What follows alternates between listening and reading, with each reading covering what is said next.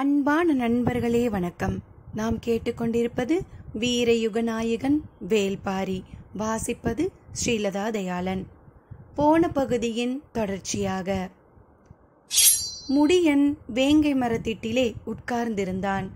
பரம்பு படை முழுவதையும் கொண்டு செலுத்தும் ஆற்றல் கொண்டவனின் முகத்தில் சற்றே கவலையின் கீற்று ஓடிக்கொண்டிருந்தது. உணவு அருந்திய பிறகு மீண்டும் அவன் அருகில் வந்து உட்கார்ந்தார் வாரிக்கையன். உனது கவலைக்கான காரணம் என்ன என்று கேட்டார் வாரிக்கையன். சற்றே தயங்கினான் முடியன். ஆனாலும் வாரிக்கையனிடம் பகிர்ந்து கொள்வதில் தவறில்லை என்ற முடிவுக்கு வந்து சொன்னான். 3 காரணங்கள் என்னை குழப்பத்தில் ஆழ்த்துகின்றன. தனது கூடாரத்துக்கு வந்து சேர்ந்த கருங்கை வாணனால் உறங்க முடியவில்லை. நீண்ட நேரம் விழித்தே இருந்தான். அவனுக்கு முன்னால் இருந்த வட்டப்பலகையை விட்டு அவனுடைய கண்கள் அகலவில்லை. அப்போது வெளியே ஏதோ ஓசை கேட்பது போல் இருந்தது. என்னவென்று திரும்புவதற்குள் உள் நுழைந்த வீரன் ஒருவன் சொன்னான், பேரரசர் வருகிறார். குலசேகர பாண்டியன் உள்ளே நுழைந்தார். நள்ளிரவில் தனது கூடாரத்திற்கு வந்துள்ள பேரரசரை வணங்கி வரவேற்றான் கருங்கை வாணன். அவனுக்கு முன்னால் இருந்த வட்டப்பலகையில் பரம்பு வீரர்கள் பயன்படுத்தும் மெய்க்கவசம் ஒன்றும் வாள் ஒன்றும் ஓங்கல அம்பு ஒன்றும் வைக்கப்பட்டு இருந்தது. இந்த 3ஐயும் தான் அவன் உற்று பார்த்தபடி இருந்தான். 3 காரணங்கள் என்னென்ன என்று கேட்டார் வாரிக்கையன். முடியன் சொன்னான், நாம் எடுக்க வேண்டிய முடிவை எடுக்க முடியாதவாறு சிக்கலை நாமே உருவாக்கி கொண்டு விட்டோம். எதை சொல்கிறாய்? காற்றும் காற்றியும் வீசுவதற்கு ஏற்பவே நாம் திட்டமிட வேண்டி உள்ளது. ஒருவேளை காற்றும் காற்றியும் நமக்கு ஒத்துழைக்கவில்லை என்றால் மாற்று திட்டமும் நம்மிடம் இருக்கத்தானே செய்கிறது. இருக்கிறது. ஆனால் எதை எப்போது செய்ய போகிறோம் என்பது யாருக்கும் தெரியவில்லை. இந்த குழப்பத்துடனே போர்க்களத்தில் தொடர்ந்து நின்று கொண்டிருக்க முடியாது. எதிர்பாராத நேரத்தில் பாதிப்புகள் அதிகமாகிவிடக்கூடும். முடியன் சொல்வது சரியான காரணமாகத்தான் இருக்கிறது என நினைத்த வாரிக்கையன், 2வது காரணம் என்ன என்று கேட்டார். என் மகன் இராவதன் என்றான். போர்க்களத்தில் மிக சிறந்த வீரத்தை வெளிப்படுத்தி வருகிறான். அவன் குறித்து கவலைப்பட என்ன இருக்கிறது? அவன் வெளிப்படுத்தும் வீரம்தான் எனக்கு கவலை அளிக்கிறது. புரியும்படி சொல். அவன் தாக்குதல் போரை நிகழ்த்துவதில் நிகரற்றவனாக இருக்கிறான். அந்த அவசரத்தில் மற்றவற்றின் மீதான கவனத்தை தவறவிடுகிறான். உதிரன் எதிரிகளின் படையை நடுவில் பிளந்து உள்ளிறங்குகிறான். தாக்கும் வேகத்திலும் தற்காக்கும் உத்தியிலும் சிறந்தவனாக விளங்குவதால் அவனால் அதை செய்ய முடிகிறது. ஆனால் ராவதன் சூழலை கவனிப்பதில் தவறிழைக்கிறான். அது இளைஞர்களுக்கே உரிய சிக்கல். புரிந்துதான் அவனை தாக்கும் உத்திக்கு மட்டும் பயன்படுத்துகிறேன். ஆனால் எதிரிகள் வேறு மாதிரி சூழ்ச்சி செய்துவிட்டால் ஆபத்தில் மாட்டிக்கொள்வான். நீ இன்னொன்றை கவனிக்க தவறுகிறாய். இளைஞர்கள் தங்களின் அவசரத்தால் ஏற்படுத்தும் இழப்பை ஆவேசமிக்க தாக்குதலால் பல மடங்கு சரிக்கட்டி விடுகிறார்கள். எனவே நீ அதை பற்றி கவலை கொள்ளாதே. 3வது என்னவென்று சொல். வாரிக்கையன் சொல்வதை முழுமையாக ஏற்றுக்கொள்ள முடியாத தயக்கத்துடனே 3வது காரணத்தை சொன்னான். தேக்கன் இன்று கடுமையாக பாதிக்கப்பட்டு உள்ளார். எதிரி படை தளபதி வீசிய வாள் ஒன்று அவரது நெஞ்செலும்பை கடுமையாக பாதித்துள்ளது. ஆனாலும் நாளைக்கு போர்க்களம் புகுவேன் என்று சொல்கிறார். சற்று ஓய்வெடுத்து சிகிச்சை பெற்று கொள்ளுங்கள் என்று சொன்னால் கேட்க மறுக்கிறார் என்றான். நான் அவனிடம் பேசி சிகிச்சை எடுத்துக்கொள்ள சொல்கிறேன். நீங்கள் சொன்னாலும் தேக்கன் ஏற்க மாட்டார். ஏன்? குடி ஆசானோ குடி முடியனோ போர்க்களத்தில் இல்லை என்றால் பாரி போர்க்களம் புகுந்து விடுவான். எக்காரணம் கொண்டும் பாரி பரம்பின் எல்லை தாண்டி போர்க்களம் நோக்கி செல்ல அனுமதிக்க கூடாது என்பதால் அவர் ஓய்வெடுக்க கூடாது என்பதில் உறுதியாக உள்ளார் என்றான். 3ஐ பற்றியும் விளக்கினான் கருங்கை வாணன். நான் இன்று எனது வாளால் அந்த கிழவனை தாக்கினேன். இரும்பாலான கேடயமே என்றாலும் அந்த தாக்குதலின் வேகத்தில் நெளிந்து அவனது எலும்புகளை நொறுக்கி இருக்க வேண்டும். ஆனால் அவனது மெய்க்கவசம் எனது வாளின் முழு வீச்சையும் உள்வாங்கி அவனை காத்துள்ளது. எடை குறைவான ஆனால் இரும்பை விட வலிமையான கவசத்தை பூண்டு ஒவ்வொரு வீரனும் நிற்கிறான். இதோ இந்த சாதாரண மரக்குச்சியினாலான அம்பு நிகரற்ற ஆற்றல் கொண்ட நமது குதிரைப்படையை செயலிழக்க செய்யும் என்பதனை நம்மால் கற்பனை செய்ய முடியுமா என்று கேட்டுக்கொண்டே வட்டப்பலகையில் இருந்த வாளை கையில் எடுத்தான் கருங்கை வாணன். இது அவர்கள் பயன்படுத்தும் வாளா என கேட்டார் குலசேகர பாண்டியன். இல்லை பேரரசே, சாகலைவன் பயன்படுத்திய வாள். போர்க்களத்தில் எதிரியோடு போரிடும்போது இரு வாள்களின் மோதலில் சில இடங்களில் முனை மழுங்கும். ஆனால் இந்த வாளின் முனையை பாருங்கள், ஆங்காங்கே வெட்டுப்பட்டுள்ளது. ஒரு வாள் இன்னொரு வாளின் முனையை வெட்டி இறக்குமா என்ன? அவர்களது வாளின் முனை இரும்பின் தன்மையை மட்டும் கொண்டதன்று, அதைவிட கூர்மையான ஏதோ ஒன்றை அவர்கள் தமது வாளின் முனைக்கு பயன்படுத்துகின்றனர் அரசே என்றான். கேட்டுக்கொண்டிருந்த குலசேகர பாண்டியன், என்ன செய்ய வேண்டும் என்கிறாய்? நான் முதலிலேயே குறிப்பிட்டதைப் போல வழக்கமான போர் முறைகளால் இவர்களை வீழ்த்த நினைப்பது நமக்கு பெரும் சேதத்தை உருவாக்கும். எனவே வரைமுறையற்ற தாக்குதலால் அவர்களை முற்றிலும் அழித்தொழிக்க வேண்டும் என்றான். விதிகளை கைவிடுவது பற்றியே நீ சிந்திக்கிறாய். விதிகளை பயன்படுத்தி கொள்வதை பற்றி நீ சிந்திக்க மறுக்கிறாய். நான் முடிவெடுத்து விட்டேன். நாளை மிக முக்கியமான நாள். எதிரிகளின் குதிரைப்படை பேரழிவை சந்தித்துள்ளது. எனவே தற்காப்பு போருக்கான உத்தியைத்தான் அவர்கள் பயன்படுத்துவார்கள். இந்நிலையில் நான் முன்னேறி தாக்கப் போகிறேன். பரம்பின் மொத்த படையும் முன்னேறி தாக்குவதை நாளைதான் அவர்கள் முதன்முறையாக எதிர்கொள்ளப் போகின்றனர். ஏறக்குறைய அவர்களின் அனைத்து படைகளையும் முற்பகலிலேயே நிலை தடுமாற செய்துவிடலாம். எதிரிகளின் முழு கவனமும் என் மீதுதான் இருக்கும். நான் இடது ஓரத்திலிருந்து தாக்கி முன்னேறுவேன். உதிரனோ தனது வலிமை மிகுந்த விற்படை கொண்டு நடுவில் தாக்கி முன்னகர்வான். இந்த நேரத்தில் ராவதனின் தலைமையிலான சூலூர் வீரர்களின் படை ஓங்கலத்தையும் பகலி அம்பையும் பயன்படுத்தி எதிரிகளின் அணிவகுப்பை பிளந்து கொண்டு மூஞ்சல் நோக்கி நகர்வார்கள். மூஞ்சலை கண்ணில் பார்க்கும் தொலைவை அடைந்துவிட்டால் போதும். அதன் பிறகு நம் வீரர்கள் பல மடங்கு ஆற்றலை அதிகப்படுத்தி தாக்குவார்கள். உள்ளுக்குள் இருக்கும் நீலனை மீட்கும் எண்ணம் ஒவ்வொரு வீரனையும் மாவீரனாக மாற்றிவிடும். இந்த தாக்குதல் நடக்கும்போது இறுதி வரிசையில் தேக்கன் நிற்பான். அவனை இனி வாள் ஏந்த விடமாட்டேன். அதே நேரம் போர்க்களம் விட்டு வெளியேறவும் விடமாட்டேன் என்றான் முடியன். நீண்ட சிந்தனைக்கு பிறகு தனது புதிய திட்டத்தை விளக்கினான் கருங்கை வாணன். வகுத்து கொண்ட விதிகளின் வழியே எதிரியை சிக்க வைக்கும் புதிய திட்டம் இது. இதற்கு குலசேகர பாண்டியன் ஒப்புதல் தந்தார். பாரி இல்லாத போர்க்களத்தின் கடைசி நாள் நாளைதான். நாளை மறுநாள் அவன் போர்க்களம் வந்தே ஆக வேண்டும். ஏனென்றால் குடி ஆசானையும் குடிமுடியனையும் ஒரே நாளில் வீழ்த்தும் திட்டம் இது என்று முழங்கினான் கருங்கை வாணன். பொழுது விடிந்தது. கதிரவன் மேலெழுந்த 5ஆம் நாளிகையில் திசைவேலர் கைகளை உயர்த்தினார். 3ஆம் நாள் போர் தொடங்கியது.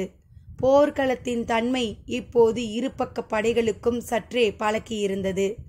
வேந்தர் படை வழக்கம் போல் அலையலியாய் முன்னகர்ந்து வந்து தாக்குதலை தொடங்கியது. வழக்கத்துக்கு மாறாக தொடக்கம் முதலே பரம்பு வீரர்கள் ஆவேசம் கொண்டு தாக்கத் தொடங்கினர். போர் தொடங்கும் கணத்திலேயே எதிரிகளின் தாக்குதலில் இருந்த ஆவேசத்தை கருங்கை வாணனால் உணர முடிந்தது.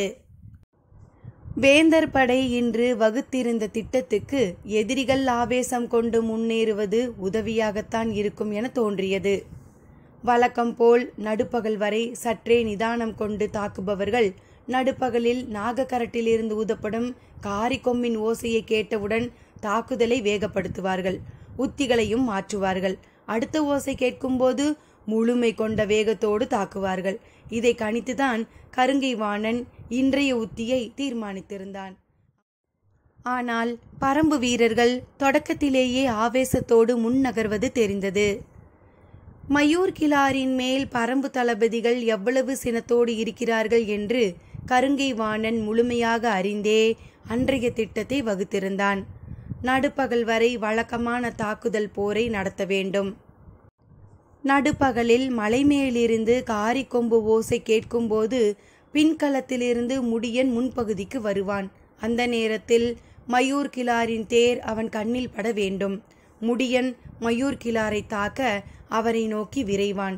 மயூர் கிளார் படையின் வலது புறம் ஓரத்தின் வழியாக முடியனை பின்னோக்கி இழுத்துச் செல்ல வேண்டும். படையணியின் ஓரப்பகுதி வழியாக முடியனை எவ்வளவு தொலைவு பின்னோக்கி இழுக்க முடியுமோ அவ்வளவு தொலைவு இழுத்துச் செல்ல வேண்டும். மயூர் கிளாரை வீழ்த்தும் வெறி கொண்டு முன்னகரும் முடியனை வேந்தர் படை தளபதிகளான சூலக்கையனும் நகரி வீரனும் பின்தொடர வேண்டும். பொருத்தமான இடத்தில் படையணியின் சூழலுக்குள் சிக்க வைத்து அவனை வீழ்த்த வேண்டும். முடியன் தங்களது படையணிக்குள் இழுக்கப்பட்டு கொண்டிருக்கும் போது கருங்கை வாணன் தேக்கனை நோக்கி முன்னகர்வான்.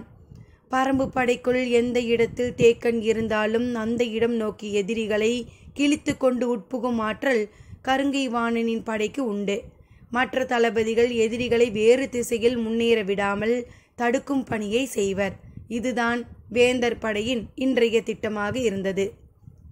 நேற்றைய போரில் வேந்தர்களின் குதிரை படை பேரழிவுக்கு உள்ளாகி இருந்த நிலையில் இன்று மூஞ்சலை நோக்கி நகர்வதற்கான திட்டமிடலோடு பரம்பு படை இருந்தது. போர் தொடங்கியதிலிருந்து அதற்கான தன்மையில் அவர்கள் முன்னகர்ந்தனர். இன்று அவர்களுக்கு கூவல் குடியினரின் மூலம் வழங்கப்படும் உத்தரவு வழக்கம் போல் இருக்காது. காரிக்கொம்பின் ஓசை வெவ்வேறு பொழுதுகளில் தேவையறிந்து ஊதப்படும். போர் தொடங்கிய சிறிது நேரத்திலேயே முடியனின் தேர் பின்புறம் இருந்து படையின் நடுப்பகுதியை நோக்கி நகரத் தொடங்கியது. வழக்கம் போல் குளவன் திட்டின் மேல் நின்றிருந்த பாரி போர்க்களத்தின் தன்மையை உற்று கவனித்து கொண்டு இருந்தான். 3ஆம் நாள் போரில் கூட தான் களம் புகுவதை பாரி ஏன் மறுக்கிறான் என்பது காலம்பனுக்கு புரியவில்லை. திரையர் குலம் இனி சிறிய இழப்பை கூட சந்திக்க கூடாது என்பதனை பாரி மீண்டும் மீண்டும் சொல்லி வருகிறான்.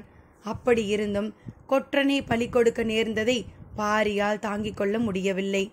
தான் போர்க்களம் புக நேர்ந்தாலும் கூட காலம்பன் போர்க்களம் புகக்கூடாது என்றே பாரி நினைத்தான். தட்டியங்காட்டில் திரையர் குலத்தினரின் குருதி வீழக்கூடாது என்ற பாரியின் எண்ணத்துக்கு திரையர் குலம் கடந்த காலத்தில் அடைந்துள்ள இழப்புகளே காரணம். பாரியும் காலம்பனும் போர்க்களத்தை உற்று கவனித்துக் கொண்டிருக்கையில் சிறியதாய் ஏதோ ஓசை கேட்டு திரும்பினான் பாரி. அது இகிலிக்கிழவனின் ஓசை.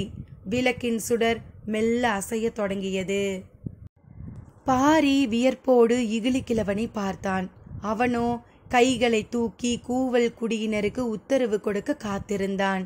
2 நாட்களாக எதிர்பார்த்த போது எதுவும் நடக்காமல் சற்றும் எதிர்பாராத நேரத்தில் கொம்மனும் கொம்மியும் உதவப்போவது வியர்ப்பை தந்தது. பாரியின் மனதில் எண்ணங்கள் ஓடிக்கொண்டிருக்க விளக்கின் சுடர் சட்டென சாய்ந்தது. இகிலிக்கிழவன் கையை அசைக்க மலை எங்கும் இருந்து கூவல் குடியினரின் பீரிட்ட ஓசை கனநேர இடைவெளியின்றி வெளிவந்தது. பரம்பின் குதிரை படை வீரர்களோ வாள்படை வீரர்களோ இந்த கணத்தை சற்றும் எதிர்பார்க்கவில்லை. கல்லூளி அம்புகளை எடுத்து எய்வதற்குள் காற்று அவர்களை கடந்தது. ஆனால் உதிரனின் தலைமையிலான விற்படை வீரர்களோ ஓசையை கேட்ட கணத்தில் காற்றின் முகப்போடு அம்பை இணைத்தனர். 6 அம்புகளை கொண்டது ஒரு கொத்து. ஒவ்வொரு வீரனுக்கும் 3 கொத்துக்கள் கொடுக்கப்பட்டிருந்தன. கண்ணிமைக்கும் நேரத்தில் முதல் கொத்தை எடுத்து நானில் பொருத்தி முழு விசையோடு எய்தது விற்படை. மேற்கு மலை கணவாயின் பின்புறத்தில் இருந்து கொம்மன் ஊத வீறு கொண்ட காற்று தட்டியங்காடு நிலத்தை நோக்கி வலது புறமாக சீவிக்கொண்டு இறங்கியது. எண்ணிலடங்காத அம்புகள் காற்றின் முன்முகப்போடு இணைய கண் பார்வைக்கு அப்பால் சீறி சென்றன அம்புகள். மலைமேலிருந்து கொம்போசை கேட்ட கணத்திலேயே சற்று அதிர்ச்சிக்குள்ளானான் கருங்கை வாணன். வழக்கமான ஓசையாக அது இல்லை. வழக்கமான நேரத்திலும் ஊதப்படவில்லை. இது என்ன புது வகையாக இருக்கிறதே என சிந்தித்து கொண்டிருக்கும் போதுதான் சிறு புல்லின் கனம் கொண்ட எண்ணிலடங்காத அம்புகள் அவன் தலைக்கு மேலே எங்கோ பறந்து சென்று கொண்டிருந்தன. என்ன இது என கருங்கை வாணனுக்கு ஒன்றும் புரியவில்லை. தேக்கனை நோக்கி முன்னேறி கொண்டிருந்தவன் சற்றே குழப்பத்திற்கு உள்ளாகி அப்படியே நின்றான். பாய்ந்து செல்லும் எண்ணிலடங்காத அம்புகள் எங்கே செல்கின்றன என்று தலையை பின்புறமாக திரும்பி பார்த்தான். வெகு தொலைவுக்கு அப்பால் சென்றன. வீசிய காற்றின் எதிர்ப்புறமாக வேந்தர் படை நின்று கொண்டிருந்தது. குறுமணல் தூசிகளை அள்ளி எரிந்தபடி காற்று போய்க் கொண்டிருந்தது. வேந்தர் படை வீரர்கள் கண்களை கசக்கிக் கொண்டிருந்தனர். பரம்பு வீரர்களை பொறுத்தவரை காற்று முதுகுப்புறத்தை தாக்கி முன்னகர்ந்தது. இவ்வளவு தொலைவு பறக்கும் அம்புகளை வாழ்வில் முதன்முறையாக பார்த்த கருங்கை வாணனுக்கு ஒன்றும் புரியவில்லை. கண்களை கசக்கியபடியே திரும்பினான். எதிர் திசையில் பரம்பு வீரர்கள் தங்களின் ஆவேச தாக்குதலை தொடங்கினர். கருங்கை வாணன் சட்டென விழிப்படைந்து பேரிக்கையை முழங்கச் சொல்லி தன் வீரர்களை எதிரிகளின் தாக்குதலை எதிர்கொள்ள ஆயத்தப்படுத்தினான். பரம்பு வீரர்களோ எவ்வளவு தொலைவு செல்லும் அம்பை எய்த மறுகணம் வழக்கம் போல தாக்குதலை தொடங்கினர். எய்யப்பட்ட கல்லூலி அம்பினால் ஏற்பட்ட விளைவு என்ன என்பது எய்த யாருக்கும் தெரியாது. அது கண்ணுக்கு அப்பால் எங்கோ நிகழ்ந்து கொண்டிருந்தது. குளவன் திட்டில் இருந்தபடி பாரி பார்த்து கொண்டிருந்தான். எய்யப்பட்ட அம்புகள் 3ஆம் நிலையில் நிறுத்தப்பட்டிருந்த வேந்தர் படையின் பிற்பாதியில் போய் இறங்கின. 3ஆம் நிலை படையின் சரிபாதி வீரர்களின் மீது சுருள் அம்புகள் இறங்கின. போர் நடந்து கொண்டிருந்த முற்பகுதியை 3ஆம் நிலை படையினர் கண்கொண்டே பார்க்க முடியாது. அது எங்கோ நடந்து கொண்டிருந்தது. அவர்களை பொறுத்தவரை ஆயத்த நிலையில் நிற்க வேண்டும், அவ்வளவுதான். எந்த தொடர்பும் இல்லாமல் காற்றின் வழியே வானமெங்குமிருந்து பறந்து வந்த வைக்கோல் அளவே கனம் கொண்ட அம்புகள் வீரர்களை நோக்கி சர சரவென்று இறங்கின. பறந்து போன அம்புகள் எங்கே இறங்கின என்பது முன்களத்தில் நின்றிருந்த கருங்கை வாணனுக்கு தெரியவில்லை. இந்த தாக்குதல் என்ன என்பதும் அவனுக்கு புரியவில்லை. ஏதோ நடக்கிறது என்பது மட்டும் புரிந்தது. இந்நிலையில்தான் முடியனின் தேர் நடுக்களம் நோக்கி சென்றது. முன் வகுத்த திட்டப்படி அந்த தேரின் பார்வையில் படும்படி மயூர் கிளாரை களத்துக்குள் வர சொல்லும் மறை குறிப்பு அனுப்பப்பட்டது. தேரில் முன்னகர்ந்து கொண்டிருந்த முடியனின் எண்ணமெல்லாம் கல்லூலி வேர் எவ்விடம் கீழிறங்கி இருக்கக்கூடும் என்பதை கணிப்பதிலேயே இருந்தது. தேரின் மீது நின்றாலும் அவனது பார்வைக்கு அப்பால்தான் அந்த தாக்குதல் நிகழ்ந்திருந்தது. எப்படி இருந்தாலும் கல்லூலி அம்புகள் தேய்த்தவுடன் அவற்றின் பாதிப்பு தெரியாது. பிடுங்க முடியாமல் தவிக்கும் போது தசையோடு பீத்து கொண்டே அம்புகள் வெளிவரும்போதுதான் பாதிப்பை உணரத் தொடங்குவார்கள். அப்போது அங்கிருந்து கொடுக்கப்படும் மறைக்குறிப்பு முன்களத்தில் நிற்கும் வேந்தர் படையை பெரும் குழப்பத்திற்கு உள்ளாக்கும். அவர்களின் மொத்த கட்டுக்கோப்பும் அடுத்த சில பொழுதுகளுக்குள் முழுமுற்றாக கலையும் என எண்ணிக்கொண்டிருந்த போது ஏந்திய வில்லோடு மயூர் கிளார் சென்று கொண்டிருந்த தேர் தெரிந்தது. இத்தனை நாட்களாக போர்க்களத்தில் முடியன் எவனை தேடினானோ அவன் இப்போது கண்ணில் பட்டான். தேரோட்டும் வளவனை பார்த்து அந்த தேரை பின்தொடர் என்று கூறினான்.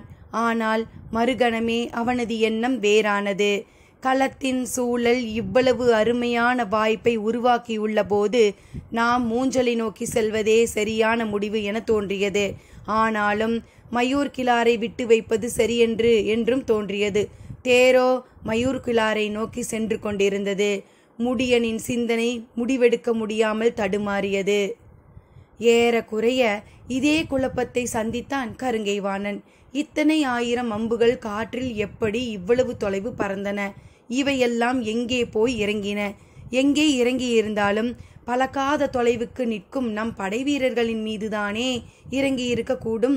பார்ப்பதற்கு மிகவும் சிறுத்த இந்த அம்புகளால் பெரிய பாதிப்பு எதுவும் நிகழ்ந்திருக்காது.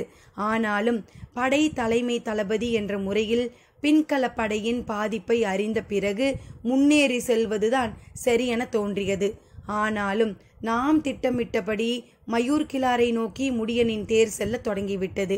இனி நாம் பொறுத்திருக்க வேண்டாம் என்று முடிவு செய்து தேக்கனை நோக்கி பரம்பு படைக்குள் புகுந்து உள்நுழைய தொடங்கினான் கருங்கை வாணன். போர்க்களத்தில் தளபதிகளால் முழுமுற்றான தெளிவோடு இயங்க முடியாது. பல்லாயிரம் வீரர்கள் ஒருவரை ஒருவர் வெட்டி சரித்து முன்னகரும் போர் இயக்கத்தை துல்லியமாக கணிப்பது எளிதன்று. தளபதிகள் குழப்பத்துக்குள் சிக்கி சிக்கி மீள்பவர்களாகத்தான் இருப்பார்கள். கருங்கை வாணன் குழப்பத்துக்குள்ளிருந்து முடிவுக்கு வந்து தேக்கனை நோக்கி புறப்பட்ட போது மயூர் கிளாரை நோக்கி சென்று கொண்டிருந்த முடியன் தேரை சற்றே நிறுத்தினான். தொலைவில் குதிரையில் இருந்தபடி போரிட்டு கொண்டிருந்த வேட்டூர் பழையனை தனது தேரில் ஏற சொல்லி மயூர் கிளாரை கொன்றளிக்க உத்தரவிட்டு அவனது குதிரையில் ஏறி ராவதனை நோக்கி புறப்பட்டான் முடியன். பொழுதாகி கொண்டிருந்தது. வேந்தர் படையின் 3ஆம் நிலையில் நிறுத்தப்பட்டிருந்த எண்ணிலடங்காத வீரர்கள் கல்லூலி அம்பை உருவி எடுக்க முடியாமல் திணறிய போதுதான் ஆபத்தின் அளவு புரிய தொடங்கியது. கூச்சலும் குழப்பமும் மேலேறி வர தொடங்கிய போது முடியன் குதிரை படையோடு இணைந்து மூஞ்சலை நோக்கி முன்னகரத் தொடங்கினான். திட்டமிட்டபடி தன்னை தொடர்ந்து வரும் தேரை படையின் வலதுபுற ஓரமாகவே உள்ளிழுத்து சென்று கொண்டிருந்தார் மயூர் கிளார். தளபதிகள் துடும்பனும் நகரி வீரனும் அவரை குறிவைத்து தங்களின் தேரை விரிவுபடுத்தினர். திட்டமிட்டபடி பரம்பு படையின் முன்பகுதியை நோக்கி விரைந்து வந்தான் கருங்கை வாணன். எதிரிகளின் படையை விலக்கி முன்னகரும் உத்தியில் அவனது படை இணையற்ற அனுபவம் கொண்டது. விரைந்து முன்னகர்ந்து வந்த கருங்கை வாணனின் கண்களுக்கு வெகு தொலைவில் வாளூன்றி நிற்கும் தேக்கன் தனித்து தெரிந்தான். அத்தியாயம் 96. தட்டியங்காட்டு போர்க்களம் இன்று யாரும் கணிக்க முடியாத ஒன்றாக இருந்தது. காலையில் போர் தொடங்கிய சிறிது நேரத்திலே காற்று வீசியது.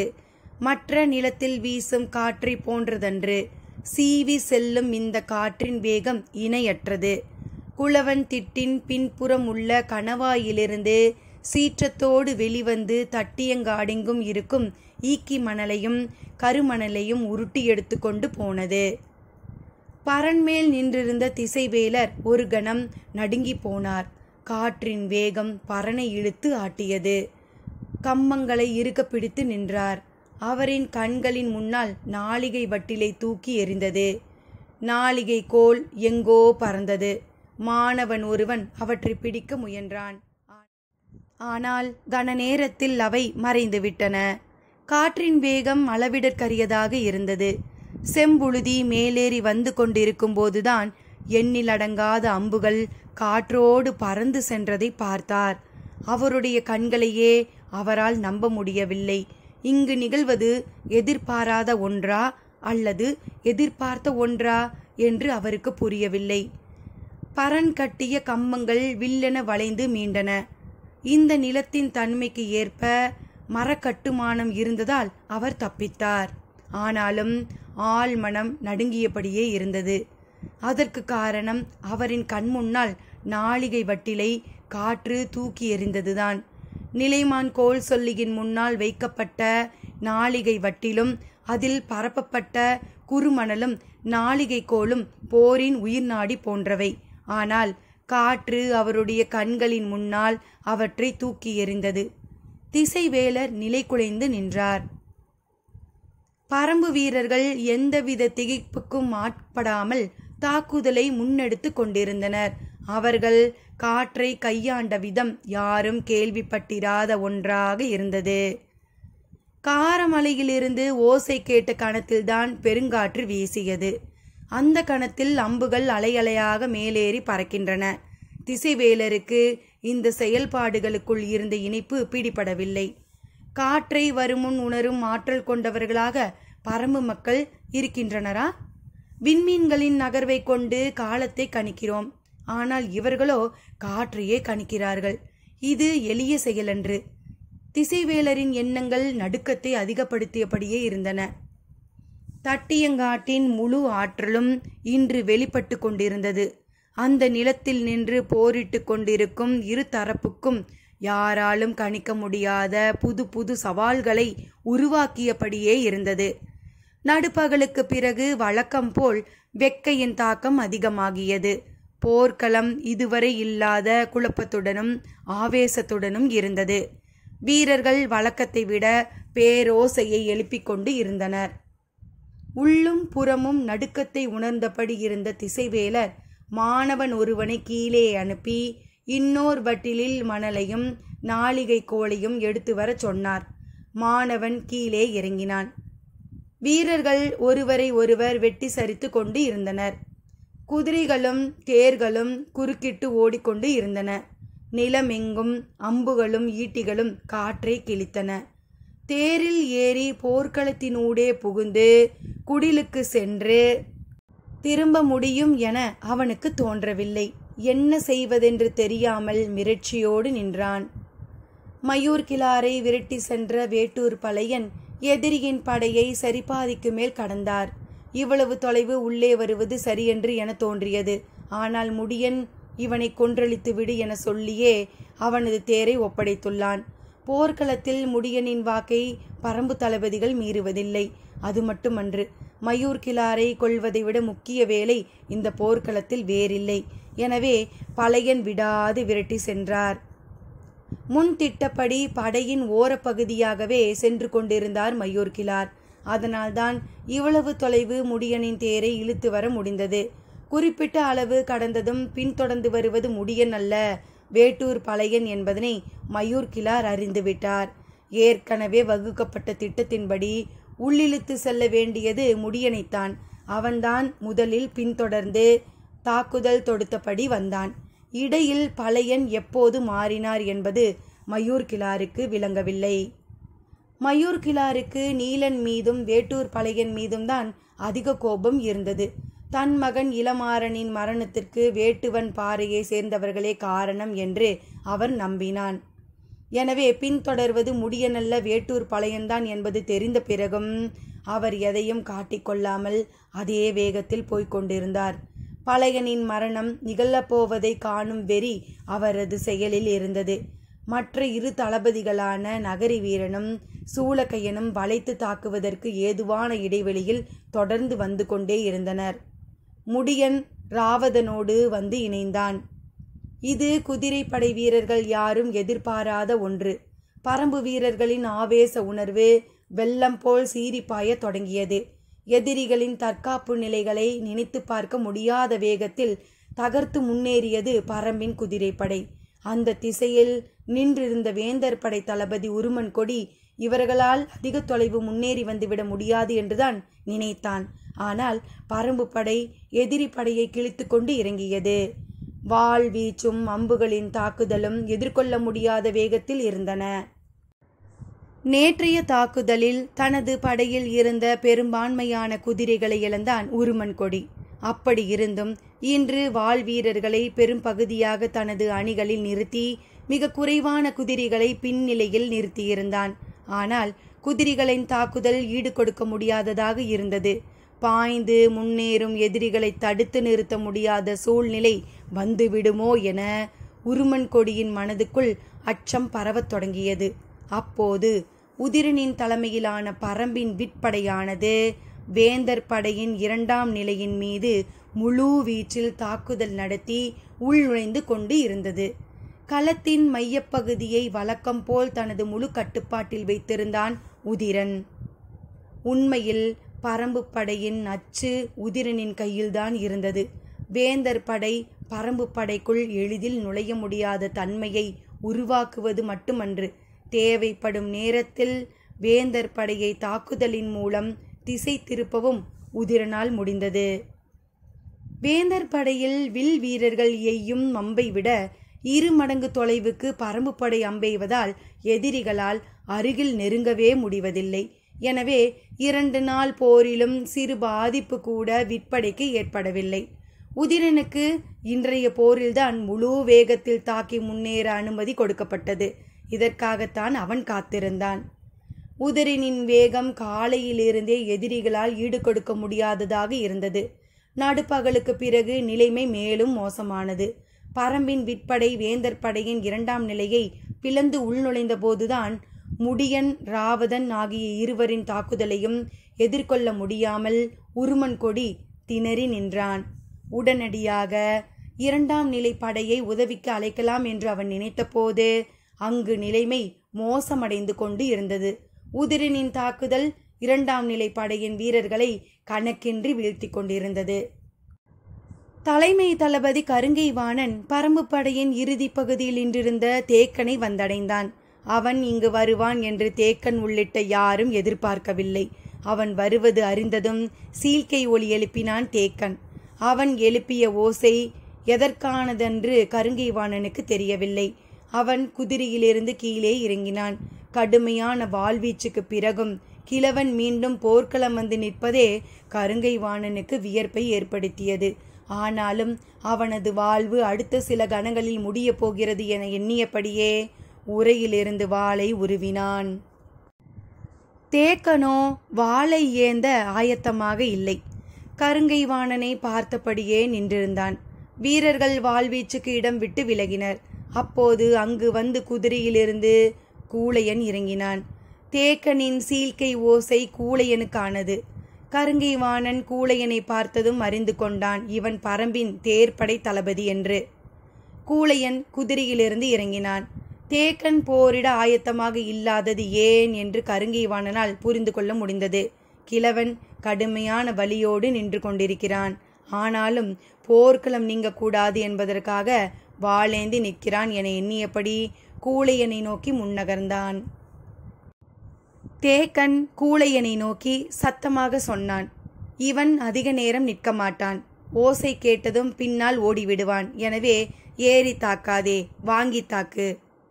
தேக்கன் சொன்னது கருங்கை வாணனுக்கு தெளிவாக கேட்டது. சுழற்றிய வாளோடு உள்ளிறங்கியவனை அந்த சொல் ஒரு கணம் தாக்கி நிறுத்தியது. கிழவன் ஏன் இதை சொல்கிறான் என்று கருங்கை வாணன் எண்ணத் தொடங்கிய போது இயற்கையாகவே அவனது கவனம் படையின் பின்பக்கம் இருந்து எழும் ஓசையை அனுமானித்தது. கிழவன் வீசிய முதல் சொல் கருங்கை வாணனின் கவனத்தை சிதற செய்தது. கூழையன் விற்போரில் நிகரற்ற வீரத்தை வெளிப்படுத்த கூடியவன். ஆனால் வாள் வீச்சில் பெருவீரன் என சொல்லிவிட முடியாது. அதுவும் வேந்தர் படையின் தலைமை தளபதியான கருங்கை வாணனின் வாழ்வீச்சை கூழையனால் எதிர்கொள்ள முடியாது. எனவேதான் எதிரியின் கவனத்தை திருப்பும் உத்தியாக இதை கையாண்டான் தேக்கன். கருங்கை வாணனால் படையின் பின்புறத்தில் இருந்து எழும் ஓசையை மதிப்பிட முடியவில்லை. ஆனால் பரம்பு தளபதி முடியன் பழக்கத்துக்கு மாறாக முற்பகலிலேயே முன்னேறி வந்ததும் காற்றில் பறந்த கணக்கற்ற அம்புகளும் அவனது எண்ணத்தை குறுக்கிட்டபடியே இருந்தன. ஆனால் கூழையன் கண்ணுக்கு முன்னால் வாளை சுழற்றி இறங்கி வந்தான். கருங்கை வாணனின் கண்களில் இருந்த குழப்பத்தை தேக்கனால் அறிய முடிந்தது.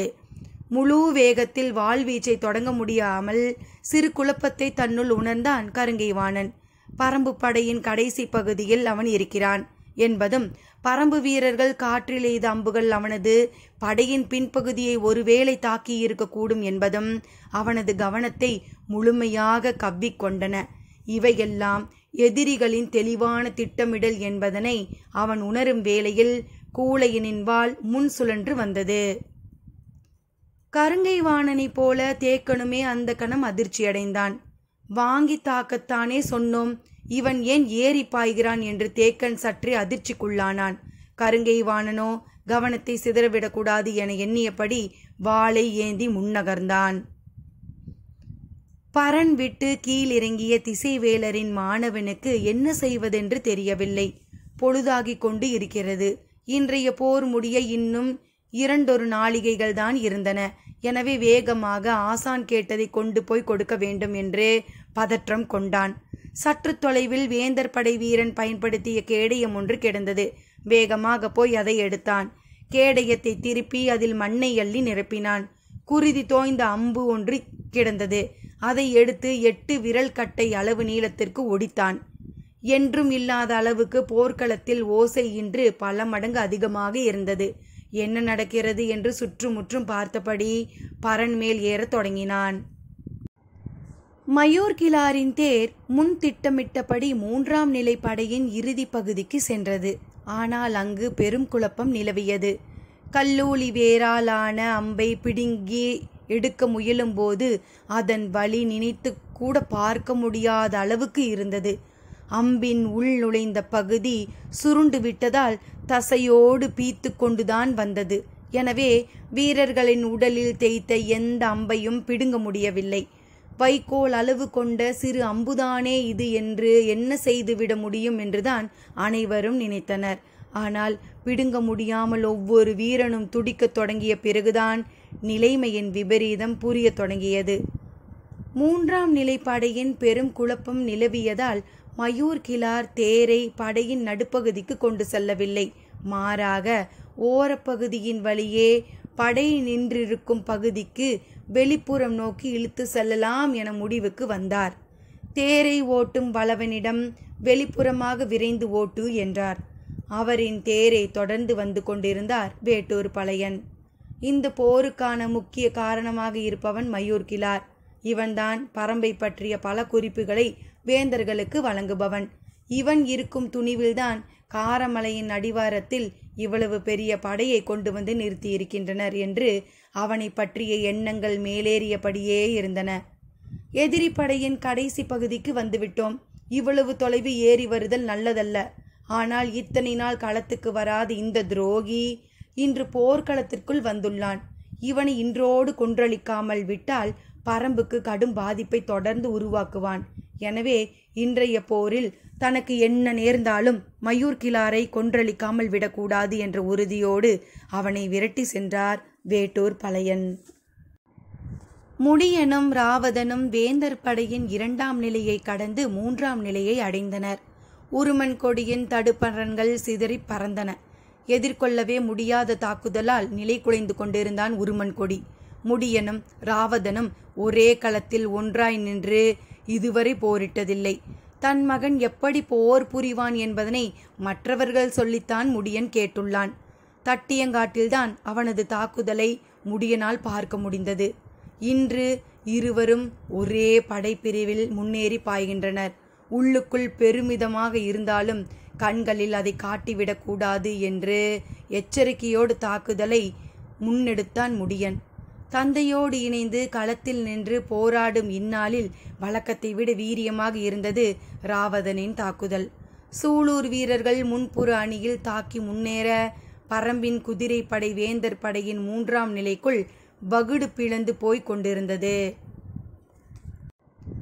குளவன் திட்டிலிருந்து போர்க்களத்தை இமைக்காமல் பார்த்து கொண்டிருந்தான் பாரி. பரம்பின் குதிரைப்படை இதே வேகத்தில் முன்னேறினால் இன்னும் சிறிது நேரத்தில் மூஞ்சலை நெருங்கிவிட முடியும் என கணித்தான். குகைக்குள்ளிருந்து மீண்டும் ஓசை எழுப்பினான் இகிலிக்கிழவன். சற்று நேரத்திற்கு பிறகுதான் அவனது ஓசையை கவனித்தான் பாரி. இகிலிக்கிழவன் கூறினான், சுடர் இடதுபுறம் அசையப் போகிறது. இப்போது வரப்போவது காற்றி. அது தட்டியங்காட்டை இடதுபுறமாக உருட்டிச் செல்லும் என்று சொல்லி கையை உயர்த்தினான். ஆனால் பாரியோ கூவல் குடியினரை நோக்கி கையசைக்கவில்லை. சற்றே அதிர்ச்சிக்குள்ளானான் இகிலிக்கிழவன். ஏன் இந்த நல்ல வாய்ப்பை பயன்படுத்த மறுக்கிறாய் என்று இகிலிக்கிழவன் கேட்டதற்கு பாரி சொன்னான், பரம்பின் குதிரைப்படை வீரர்கள் எதிரிகளின் 3ஆம் நிலைக்குள் நுழைந்து விட்டனர்.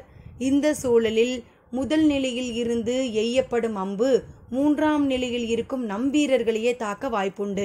எனவேதான் உத்தரவிடவில்லை. இகிலிக்கிழவன் மீண்டும் விளக்கை பார்த்தான். சாய்ந்த சுடர் மீண்டும் நிமிர நேரமானது.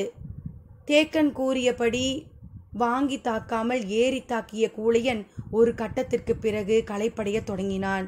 சிறிது நேரம் பின்புற படையில் எதுவும் நிகழ்ந்து விடுமோ என கவனத்தை செலுத்திய கருங்கைவாணன் நேரம் கடந்த பிறகு தாக்குதலை தீவிரப்படுத்தினான். தனது கவனத்தை திருப்பவே கிழவன் இப்படி சொல்லி உள்ளான் என நினைத்தான் கருங்கைவாணன். இப்போது கூழையன் தற்காப்பு நிலையில் நிற்காமல் முன்களம் நோக்கியே பாய்ந்து கொண்டிருந்தான்.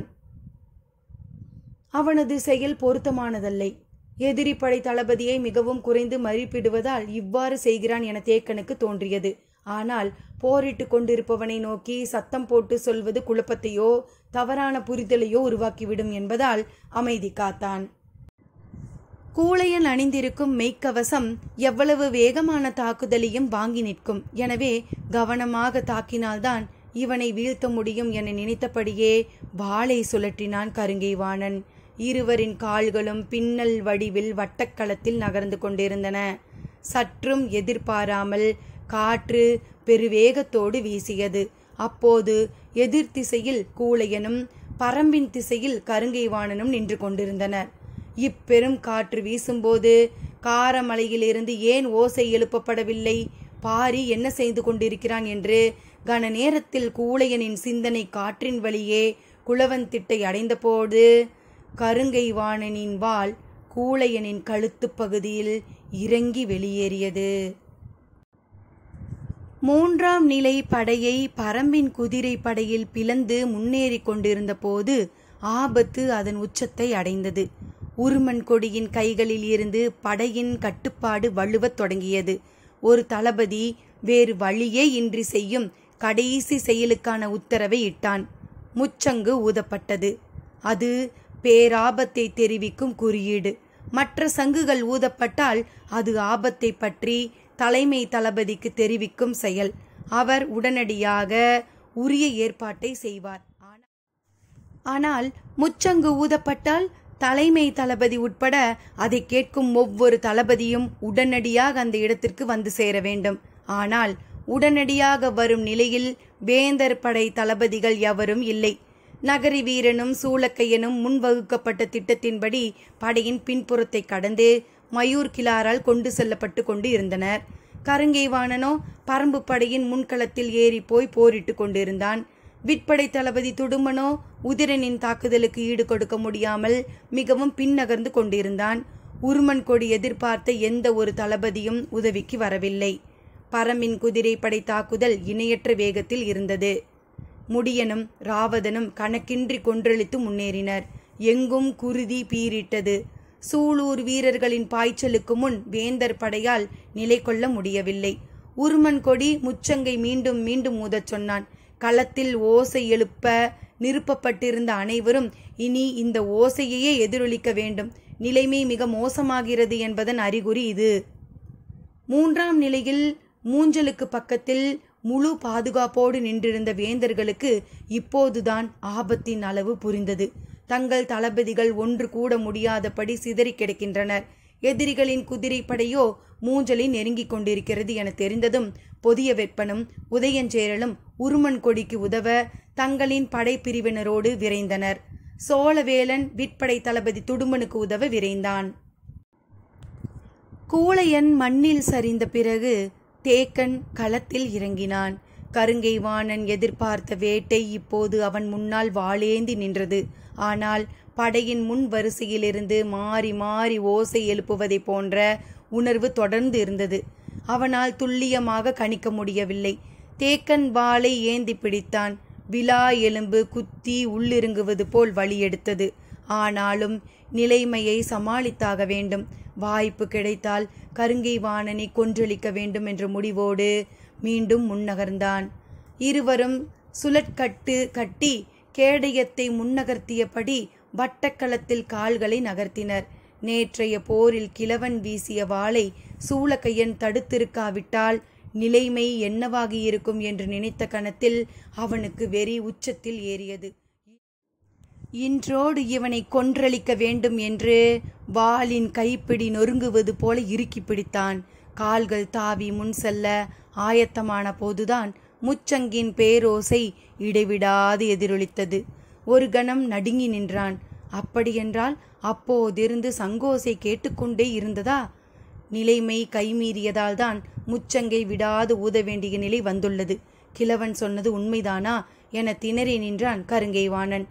தேக்கன் வலிமையோடு இருந்திருந்தால் அந்த கணத்தில் கருங்கை வாணனை வெட்டி சரித்திருப்பான்.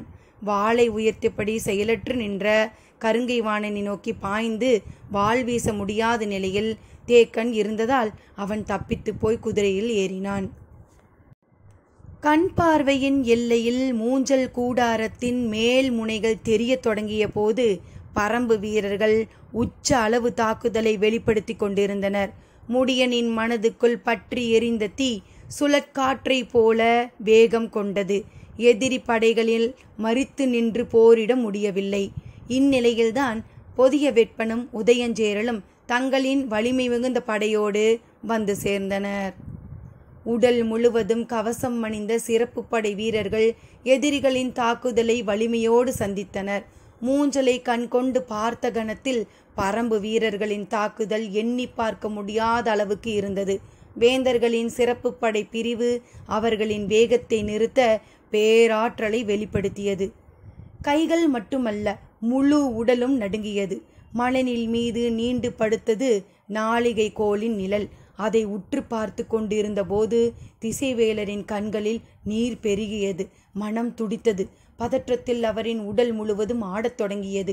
எதையும் வெளிக்காட்டிக் கொள்ளக்கூடாது என நினைத்தார்.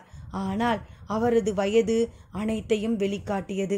கைகளை மெல்ல மேலே உயர்த்தினார். தட்டியங்காடெங்கும் முரசின் ஓசை மேலெழுந்தது. 3ஆம் நாள் போர் முடிவுக்கு வந்தது. அதிர்ந்து நின்றான் முடியன். முரசின் ஓசையை அவனால் நம்பவே முடியவில்லை. இன்னும் சிறு பொழுது இருந்தால் கூட நிலைமை வேறு மாதிரி ஆகியிருக்கும். பரம்பின் குதிரைப்படை வீரர்கள் அனைவரும் அளவு கடந்த ஆவேசத்தோடு போரிட்டனர். இலக்கை இவ்வளவு நெருங்கியும் பயனின்றி போய்விட்டதே என வேதனைப்பட்டான் ராவதன். முடியனோ முதற்கணத்தில் ஏற்பட்ட ஏமாற்றத்தை மறுகணத்தில் சரி செய்து கொண்டான்.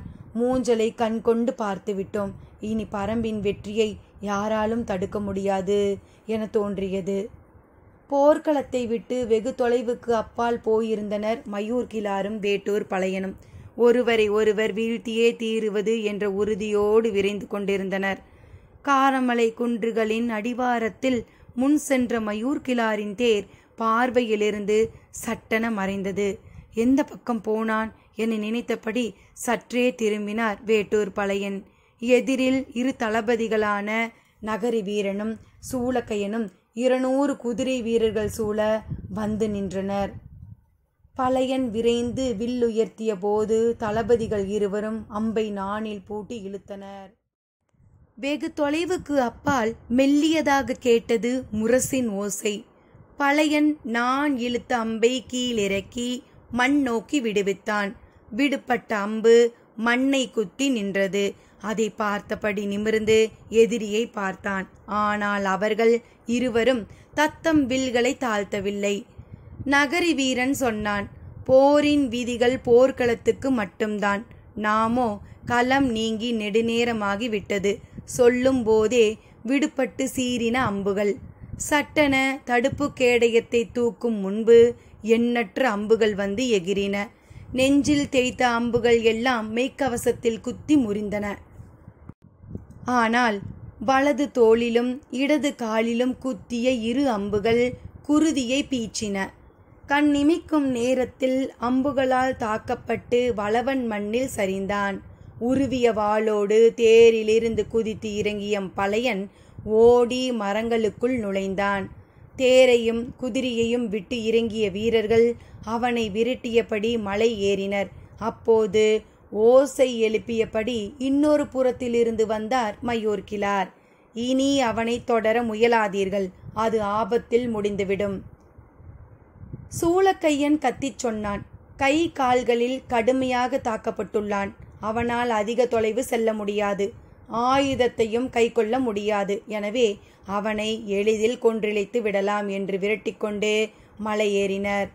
இங்கும் அங்குமாக வேட்டூர் பழையனது உருவம் மறைந்து மேலேறி கொண்டிருந்தது. வீரர்கள் சுற்றி வளைத்து குன்றின் மேல் ஏறினர். பொழுது மறைந்து கொண்டிருந்தது. அதிக தொலைவு செல்ல முடியாது, விரட்டி பிடியுங்கள் என்று கத்திக்கொண்டே முன்னேறினர் தளபதிகள் இருவரும். சிறு குன்றின் உச்சிக்கு சென்று மறுபுறம் இறங்க தொடங்கினர். வானத்தில் கருமை ஏறி இருந்தது.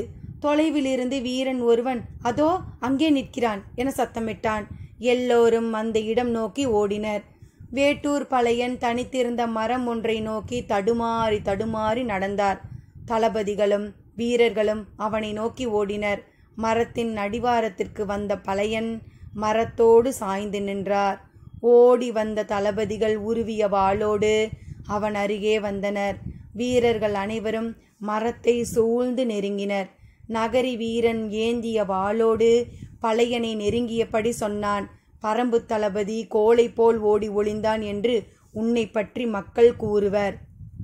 அதிக அளவு குருதி கொட்டிவிட்டதால் மிகவும் களைத்து போன வேட்டூர் பழையன் சொன்னான், இல்லை, 2 தளபதிகளையும் 100கணக்கான வீரர்களையும் கொன்றுவிட்டே செத்தான் பழையன் என்றுதான் மக்கள் பேசுவர். வாய் விட்டு சிரித்தான் நகரி வீரன். நீ எங்கள் அனைவரையும் கொல்லப்போகிறாயா என்று சொன்னபோது அருகில் இருந்தவன் ஏதோ மாற்றத்தை உணரத் தொடங்கினான். மூச்சு குழல் எரிச்சல் அடைய தொடங்கிய போது மரத்தில் சாய்ந்திருந்த பழையன் சொன்னான், இனி நீங்கள் யாரும் உயிர் பிழைக்க முடியாது. உங்களின் மூச்சுக்காற்றுக்குள் சொனைகள் இறங்கிவிட்டன என்று கூறியவர் மரத்தோடு சரிந்தபடியே சொன்னார், இது ஆட்கொள்ளி மரம்.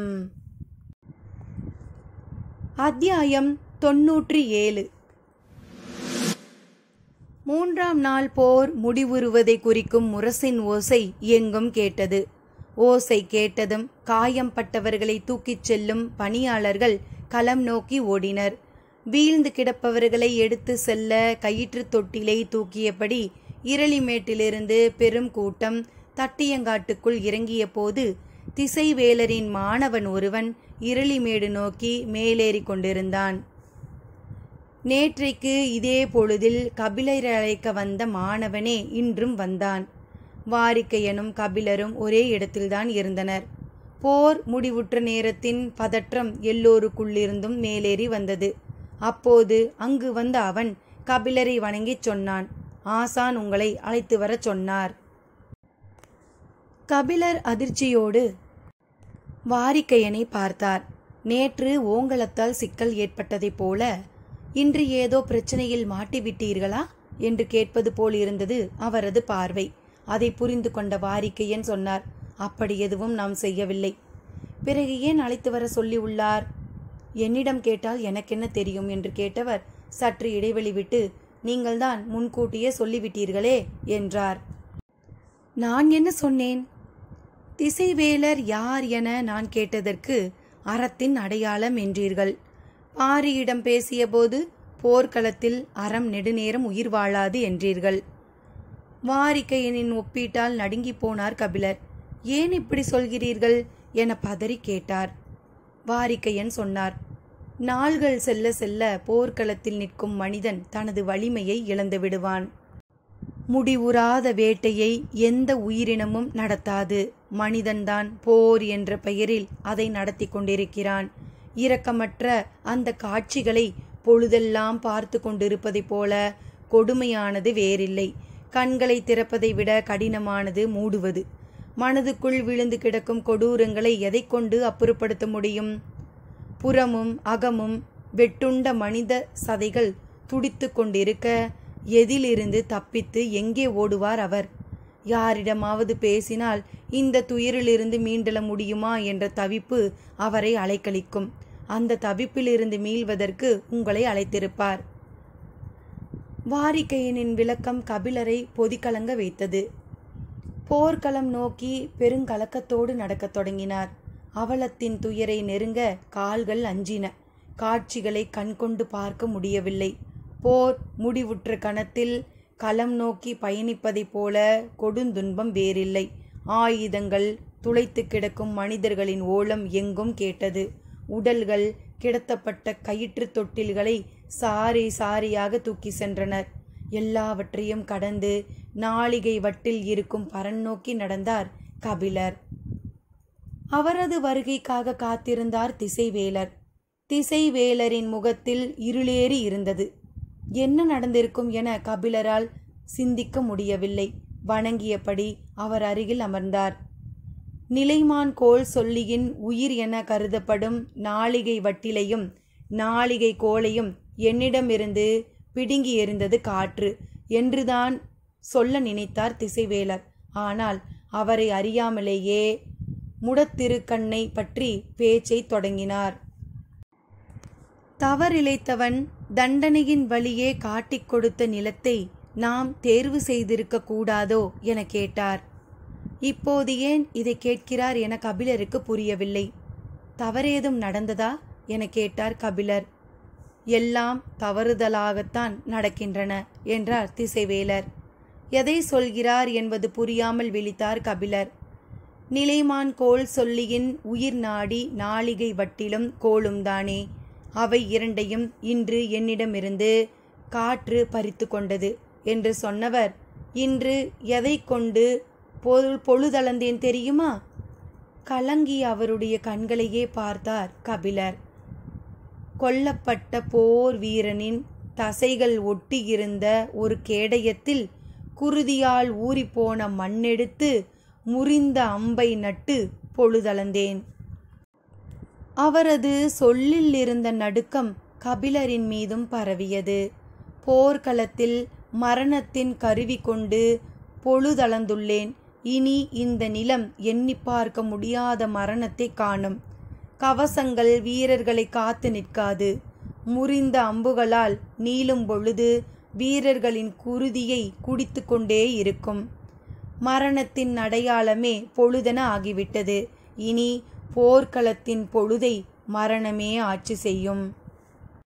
திசைவேலரின் சொற்கள் கபிலரை உறைய செய்தன. இனி நாம் எதிர்பார்க்காத பல நிகழ்வுகள் நடக்கப் போகின்றன. பாரி தட்டியங்காடு வருவானா? மேலும் என்ன நடக்கும் தெரிந்து கொள்ள சிறிது பொறுத்திருப்போம். நன்றி நண்பர்களே.